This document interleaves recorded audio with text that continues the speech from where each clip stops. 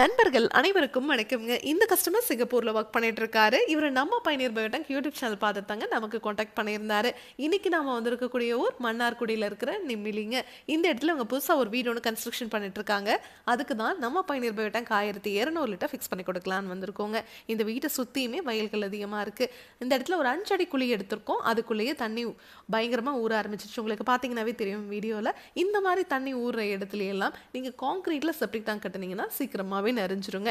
இதுவே bio tank நீங்க மார்க்கெட்ல கிடைக்குது, கான்கிரீட்ல கிடைக்குது, பிவிசில கிடைக்குது.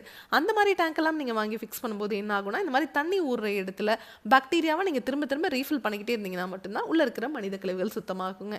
ஆனா நம்ம பயணியர் பயோ டேங்கை பொறுத்த வரைக்கும் இந்த டேங்க் உங்களுக்கு என்னைக்குமே நிறையாது. இந்த டேங்குக்குள்ள மனித கழிவுகளே ஸ்டோர் ஆகாது.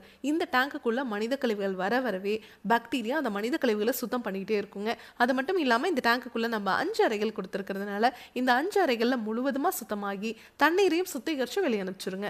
வெளியே வர அந்த தண்ணியில எந்த ஒரு கழிவுகளும் துர்நாற்றம் இருக்காதுங்க. அந்த தண்ணியை நீங்க கார்டன் இருந்துச்சுன்னா அதில் விட்டுக்கலாம், இல்ல ட்ரைனேஜ் இருந்ததுன்னா அதில் விட்டுக்கலாம், இல்லைன்னா ரிங் போட்டு நீங்க பூமிக்கு கீழே போற மாதிரி பண்ணிக்கலாம். இந்த இடத்த சுத்தியுமே மரங்கள் அதிகமா இருக்கிறதுனால வேர்கள் வந்து டச் ஆச்சுன்னா கூட இது ஆப்போசிட் டைரக்ஷன்லாம் தள்ளி விடுமோ ஒழிய இந்த டேங்குக்குள்ள வேர்கள் இறங்காது. இதுவே நீங்க கான்கிரீட் பிவிசினா யோசிச்சு பாருங்க, வேர்கள் வந்து டச் ஆச்சுன்னா என்ன ஆகும்? ஆட்டோமேட்டிக்கா அது கிராக் விழுந்துரும்.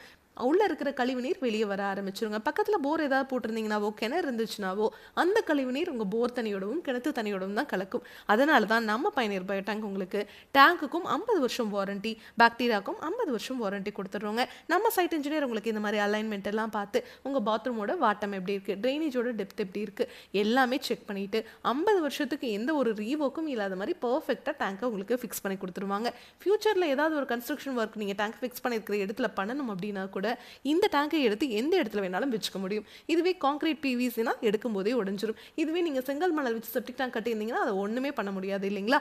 ஆனா நம்ம பயணியர் பயோ டேங்கை நீங்க எடுத்து எந்த இடத்துல வேணாலும் வச்சுக்க முடியும். இதை பத்தி உங்களுக்கு இன்னும் டீட்டெயிலா தெரிஞ்சுக்கணும் அப்படின்னா பயணியர் பயோ செப்டிக் டேங்க் அப்படிங்கிற யூடியூப் சேனலுக்கு போய் நான் இன்ஸ்டால் பண்ணியிருக்கேன். எல்லா வீடியோஸும் நீங்க பார்க்கலாம். உங்க ஃப்ரெண்ட்ஸ் நெய்பர்ஸ் யார் என்ன கன்ஸ்ட்ரக்ஷன் பண்ணிட்டு இருந்தாலும் அவங்களுக்கு இந்த வீடியோவை மறக்காம ஷேர் பண்ணிருங்க. தேங்க்யூ.